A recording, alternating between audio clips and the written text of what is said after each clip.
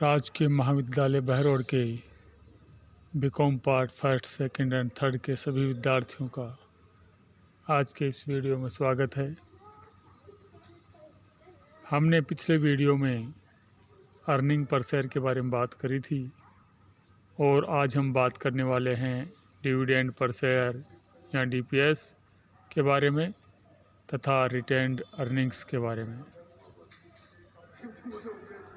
आज का ये वीडियो बीकॉम पार्ट सेकंड के ईएफएम के सेकंड प्रश्न पत्र फाइनेंशियल मैनेजमेंट में रेशियो एनालिसिस चैप्टर के अंतर्गत उपयोगी है और साथ ही बीकॉम पार्ट थर्ड के ईएफएम का सेकंड प्रश्न पत्र बिजनेस बस्टिंग में कॉस्ट ऑफ कैपिटल के अंतर्गत भी उपयोगी है और साथ ही बीकॉम पार्ट फर्स्ट के एबीएसटी के पेपर फाइनेंशियल अकाउंटिंग में वैल्यूएशन ऑफ शेयर्स में भी काफ़ी उपयोगी रहेगा। तो आइए हम बात करते हैं डिविडेंड पर शेयर और रिटेन्ड अर्निंग्स के बारे में। डिविडेंड पर शेयर को समझने से पहले हमें ईबीआईटी और ईपीएस को समझना होगा। ईबीआईटी क्या है? कंपनी के पास जो नेट प्रॉफिट होता है, यदि उसमें ऋण पत्रधारियों को जो इंटरेस्ट चुकाया जाता है उसको वापस जोड़ देते हैं तो ईबीआईटी प्राप्त होता है। नेट प्रॉफिट प्लस इंटरेस्ट बराबर ईबीआईटी, यानी ईबीआईटी उस राशि को बताता है जो कंपनी में पूंजी लगाने वाले व्यक्तियों को प्रतिफल के रूप में बांटी जाती है। नेट प्रॉफिट पे समतांशधारियों और पूर्वाधिकार अंशधारियों का अधिकार होता है। उसी प्रकार ऋण पत्रधारियों को ब्याज के रूप में प्रतिफल दिया जाता है। तो इस प्रकार ईबीआईटी में कंपनी की पूंजी के प्रति जो दायित्व होता है उन सबको प्रतिफल के रूप में शामिल कर लिया जाता है। तो ईबीआईटी का मतलब हो गया earnings before interest and tax, यानी एक ऐसी राशि, ऐसी आय जिस पे ना तो इंटरेस्ट अभी चुकाया है और ना ही हमने टैक्स चुकाया है। तो सबसे पहले क्या किया जाता है, ईबीआईटी के अमाउंट में से हम सबसे पहले भुगतान करेंगे ऋण पत्रधारियों को ब्याज का। तो ईबीआईटी में से सबसे पहले घटाएंगे ब्याज को, ईबीआईटी लेस इंटरेस्ट, तब हमारे पास बचेगा इंटरेस्ट बिफोर टैक्स। क्योंकि अब जो राशि बच गई इंटरेस्ट चुकाने के बाद जो राशि बच गई वो नेट प्रॉफिट की बची है। अब नेट प्रॉफिट पे अधिकार तो होता है कंपनी के मालिक, अंशधारी और जो अंशधारी होते हैं उनका, परंतु वो पूरा का पूरा पैसा अपने पास नहीं रख सकते। कंपनी के ऊपर जो टैक्स चुकाया जाता है वह प्रॉफिट में से ही चुकाया जाता है। तो सबसे पहले हम अर्निंग्स बिफोर टैक्स की अमाउंट जो बचती है उसमें से हम टैक्स चुकाएंगे। कंपनी की जो भी टैक्स की रेट होगी उसमें से टैक्स देंगे पहले। सेकंड नंबर पे टैक्स चुकाएंगे, पहले इंटरेस्ट भुगतान करेंगे फिर टैक्स चुकाएंगे। टैक्स चुकाने के बाद जो राशि बच जाएगी उसको कहेंगे earning after tax, EAT, earning after tax. और इसके हम इसे कह सकते हैं दूसरे शब्दों में earnings available for equity share holder, यानी टैक्स देने के बाद जो राशि बचती है वह शेयर होल्डर के लिए उपलब्ध होती है, यानी वह लाभ का वह हिस्सा जो शेयर होल्डर के लिए उपलब्ध होता है उसको बोलेंगे अर्निंग्स आफ्टर टैक्स, यानी टैक्स के बाद की जो राशि है।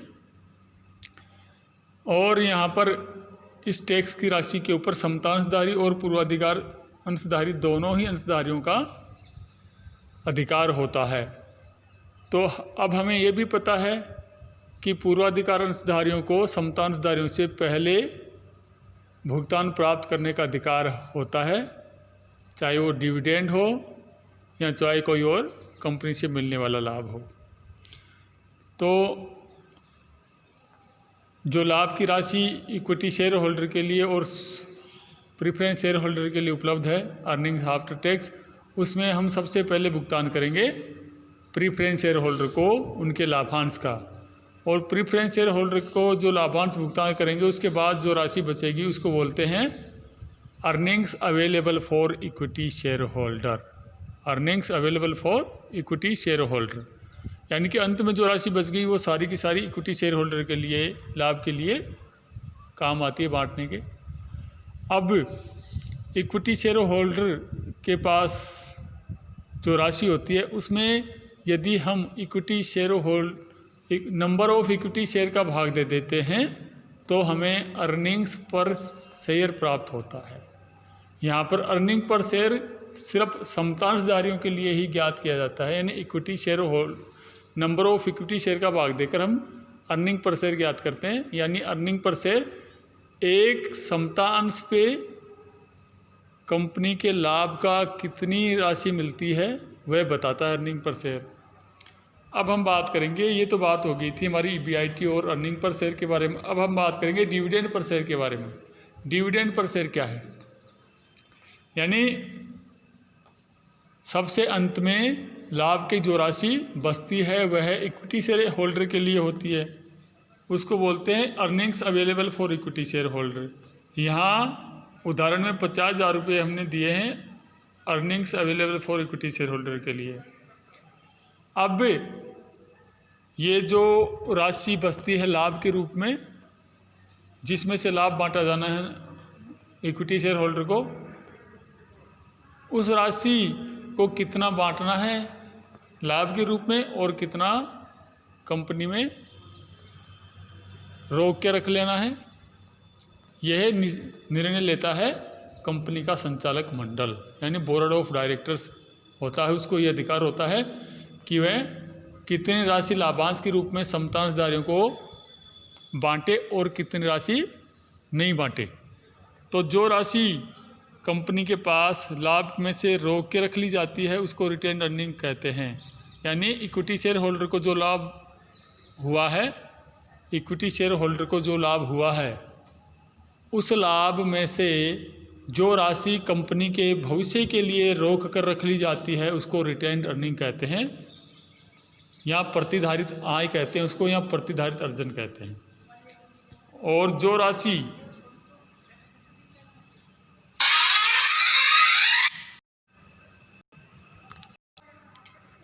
जो राशि लाभ के रूप में बांट दी जाती है उसको लाभांश कहते हैं।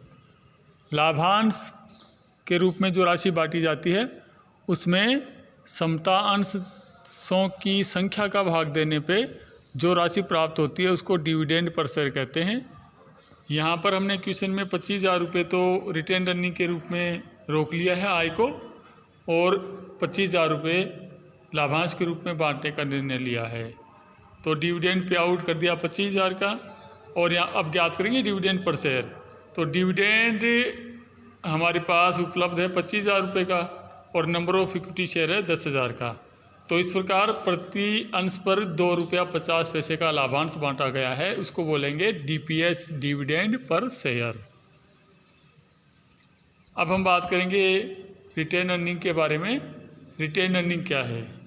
यानी retained earning equity share holder को जो लाभांश बांटा जाना, जो लाभ समतांशधारियों के लिए अंत में बचता है, अवेलेबल होता है, उसमें से जो राशि रोक के रख ली जाती है उसको अर्निंग, रिटेन अर्निंग कहते हैं उसे। यदि कभी कभी संचालक मंडल ये निर्णय लेते हैं कि कुछ भी लाभांश नहीं बांटना है और पूरी की पूरी राशि को ही भविष्य के लिए रोक के रख लेना है, तो उसको बोलेंगे नो डिविडेंड पॉलिसी या 100% रिटेन अर्निंग्स। यहाँ 50,000 रुपये का जैसे earning available for equity share holder की अमाउंट है 50,000 रुपये, और हमने डिविडेंड यहाँ पे कुछ भी नहीं बांटा है, नील है डिविडेंड, नो डिविडेंड पॉलिसी अपनाई है, तो रिटेन अर्निंग होगा 100% ही रोक के रख लिया है, तो ये होगा 50,000 रुपये का रिटेन अर्निंग। यानी earning available for equity share का वाला अमाउंट और रिटेन अर्निंग दोनों सेम ही रह जाएंगे, यानी डिविडेंड शून्य हो जाएगा। और हम यहाँ पर अर्निंग पर शेयर भी याद कर सकते हैं। ये 50,000 रुपये का अमाउंट है, नंबर ऑफ इक्विटी शेयर 10,000 है, और अर्निंग पर शेयर हो जाएगा 5 रुपये प्रति शेयर। आज के लिए बस इतना ही। Thank you.